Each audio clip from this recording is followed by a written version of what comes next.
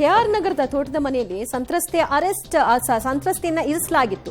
ಸದ್ಯ ಇದೇ ವಿಚಾರಕ್ಕೆ ಸಂಬಂಧಪಟ್ಟ ಹಾಗೆ ರೇವಣ್ಣ ಅವರ ಅರೆಸ್ಟ್ ಆಗಿದೆ. ಮಾರು ವೇಷದಲ್ಲಿ ಅವರನ್ನ ಕರೆತಂದು ಅಲ್ಲಿ ಇರಿಸಲಾಗಿತ್ತ. 5 ದಿನ ಫಾರ್ಮ್ ಹೌಸ್ ನಲ್ಲಿದ್ರು, ಯಾರಿಗೂ ಗೊತ್ತಾಗ್ಲಿಲ್ವಾ? ಫಾರ್ಮ್ ಹೌಸ್ ನಲ್ಲಿದ್ದ ಕಾರ್ಮಿಕರ ಮೇಲೆ ಪೊಲೀಸರು ಹಲ್ಲೆ ಮಾಡಿದ್ರ ಅನ್ನೋ ಪ್ರಶ್ನೆ ಕೂಡ ಮೂಡ್ತಾ ಇದೆ. ಪಬ್ಲಿಕ್ ಟಿವಿಯಲ್ಲಿ ಬಿಗ್ ಎಕ್ಸ್ಕ್ಲೂಸಿವ್ ಮಾಹಿತಿ. ಸಂತ್ರಸ್ತೆ ಎಲ್ಲಿದ್ರು, ಹೇಗಲ್ಲೋದ್ರು, ಎಷ್ಟು ದಿನಗಳ ಕಾಲ ಅಲ್ಲಿದ್ರು, ಅವ್ರನ್ನ ಕರ್ಕೊಂಡು ಹೋಗಿದ್ಯಾರು, ನಂತರದಲ್ಲಿ ಏನಾಯ್ತು, ಎಲ್ಲದರ ವಿವರ ಹೀಗಿದೆ ನೋಡಿ. ಕೆಆರ್ ನಗರದ ತೋಟದ ಮನೆಯಲ್ಲಿ ಸಂತ್ರಸ್ತೆ 5 ದಿನ ಇದ್ರೂ ಯಾರಿಗೂ ಗೊತ್ತಾಗ್ಲಿಲ್ವೇ? ಕಾರ್ಮಿಕರ ಮೇಲೂ ಹಲ್ಲೆ ನಡೆಸಿದ್ರ ಪೊಲೀಸರು. ಕೆಆರ್ ನಗರದ ಸಂತ್ರಸ್ತೆ ಅಪಹರಣದ ಕೇಸ್ ದಿನಕ್ಕೊಂದು ಟ್ವಿಸ್ಟ್ ಪಡಿತಾ ಇದೆ. ನಿನ್ನೆ ಹುಣಸೂರು ಪಟ್ಟಣದ ಕಾಳೇನಹಳ್ಳಿ ಮೇಲೆ ಎಸ್ಐಟಿ ಟೀಮ್ ದಾಳಿ ನಡೆಸಿ ಸಂತ್ರಸ್ತೆಯನ್ನ ರಕ್ಷಣೆ ಮಾಡಿದೆ. ಈ ಪ್ರಕರಣದಲ್ಲೇ ರೇವಣ್ಣ ಅರೆಸ್ಟ್ ಆಗಿದ್ದು, ಪಬ್ಲಿಕ್ ಟಿವಿ ಈ ತೋಟದ ಮನೆಗೆ ಭೇಟಿ ಕೊಟ್ಟು ಸಾಕ್ಷಾತ್ ವರದಿ ಮಾಡಿದೆ. ಸಂತ್ರಸ್ತೆಯನ್ನ ಕೂಡಿ ಹಾಕಿದ್ದರ ಬಗ್ಗೆ ಖುದ್ದು ಮಾಹಿತಿ ಸಂಗ್ರಹಿಸಿದೆ. ರೇವಣ್ಣ ಕಿಡ್ನಾಪ್ ಮಾಡಿದ್ರು ಅಂತ ಹೇಳಲಾಗ್ತಾ ಇದ್ದಂತಹ ಸಂತ್ರಸ್ತೆ ಮಹಿಳೆ ಉಳಿದಂತಹ ತೋಟ ಇದು ಸಂತ್ರಸ್ತೆಯ ಮಗ ಕೊಟ್ಟಿನ ದೂರಿನ ಪ್ರಕಾರವಾಗಿ 29ನೇ ತಾರೀಕಿನ ರಾತ್ರಿಯಿಂದ ಮಹಿಳೆ ಇದೇ ಒಂದು ತೋಟದ ಮನೆಯಲ್ಲಿ ಇದ್ಲು ಅನ್ನುವಂತಹ ಮಾಹಿತಿಗಳಿದ್ದಾವೆ. SITಯ ತಂಡದವರು ಇದೇ ತೋಟದ ಮನೆಯಿಂದ ಆ ಸಂತ್ರಸ್ತ ಮಹಿಳೆಯನ್ನು ನಿನ್ನೆ ಸಂಜೆ ಇಲ್ಲಿಂದ ಬೆಂಗಳೂರಿಗೆ ಕರ್ಕೊಂಡು ಹೋಗಿರುವಂಥದ್ದು. ಈ ತೋಟ ಇರುವಂಥದ್ದು ರಾಜಶೇಖರ್ ಮಾಜಿ ಸಚಿವ ಹಾಗೂ ಬಂಧನಕ್ಕೊಳಗಾಗಿರುವಂತಹ HD ರೇವಣ್ಣ ಅವರ ಪಿ ಎ ಒಂದು ತೋಟದ ಮನೆ ಇದು. ಈ ಮನೆ ಇರುವಂಥದ್ದು ಹುಣಸೂರು ತಾಲೂಕಿನ ಹೊರವಲಯದಲ್ಲಿರುವಂಥ ಕಾಳೇನಹಳ್ಳಿಯ ಹೊರಭಾಗದಲ್ಲಿ ಕಳೆದ 5-6 ದಿನಗಳಿಂದಲೂ ಕೂಡ ಆ ಮಹಿಳೆಯನ್ನು ಇದೇ ಒಂದು ತೋಟದ ಮನೆಯಲ್ಲಿ ಇರಿಸಲಾಗಿತ್ತು. ಈ ಒಂದು ತೋಟ ಏನಿದೆ ಇದು ಮಾಜಿ ಸಚಿವ ರೇವಣ್ಣ ಅವರ PAಗೆ ಸೇರಿದಂತಹ ವಿಸ್ತಾರವಾದಂತಹ ತೋಟ. ಇಲ್ಲಿ ವ್ಯವಸ್ಥಿತವಾದಂಥ ಒಂದು ಮನೆ ಇದೆ ಮತ್ತು ಪಶುಗಳ ಸಾಕಾಣಿಕೆಗೂ ಪ್ರತ್ಯೇಕವಾದಂಥ ವ್ಯವಸ್ಥೆಗಳಿದ್ದಾವೆ ಮತ್ತು ಕುರಿ ಸಾಕಾಣಿಕೆ ವ್ಯವಸ್ಥೆ ಇದೆ. ಭಾಳ ವಿಶಾಲವಾದಂತಹ ತೋಟ. ಈ ಒಂದು ತೋಟದ ಮನೆಯಲ್ಲಿ ಅಂದರೆ ಇಲ್ಲಿ ಬಹುತೇಕ ಇಲ್ಲಿ ಯಾರಿದ್ರೆ ಅನ್ನುವಂಥದ್ದು ಯಾರಿಗೂ ಕೂಡ ಗೊತ್ತಾಗೋದಿಲ್ಲ. ಇದು ಅತ್ಯಂತವಾದಂಥ ಗೌಪ್ಯವಾದಂತಹ ಸ್ಥಳ. ಊರಿನಿಂದಲೂ ಕೂಡ ಬಹು ದೂರದಲ್ಲಿದೆ. ಒಮ್ಮೆ ಒಳಗಡೆ ಬಂದುಬಿಟ್ರೆ ಇಲ್ಲಿ ಯಾರು ಇದ್ದಾರೆ ಒಳಗಡೆ ಅನ್ನುವಂಥದ್ದು ಕೂಡ ಖಚಿತವಾಗೋದಿಲ್ಲ.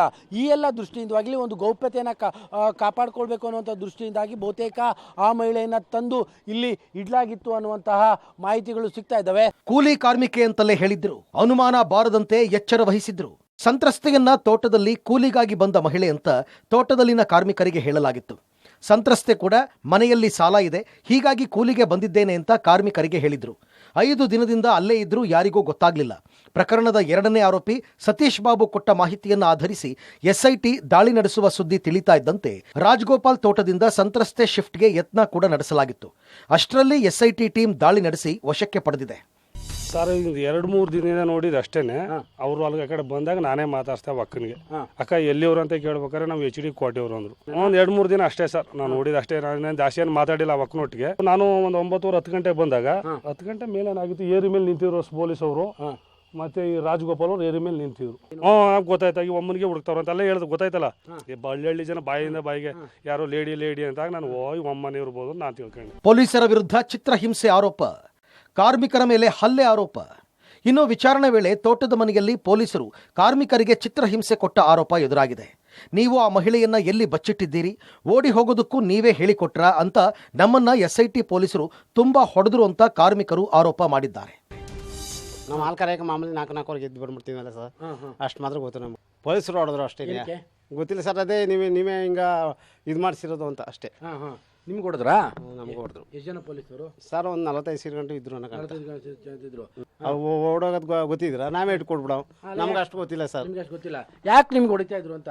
ಯಾಕೆ ಹೊಡಿತೀರ ಅಂತ ನೀವು ಇಲ್ಲಿದ್ರೆ ಇಲ್ಲ, ನಿಮ್ಗೆ ಹೆಂಗೆ ಗೊತ್ತಿಲ್ಲ ಅಂತ ಅವರು. ಅದಕ್ಕೆ ಯಾಕೆ ಹೊಡೆದಾರೆ ಸರ್ ಅಂದ್ರೆ ನೀವೆಲ್ಲ ಇದ್ರೇಲ್ಲ, ಇಲ್ಲಿ ಇದ್ದಾರಿಲ್ಲ ಅಂತ.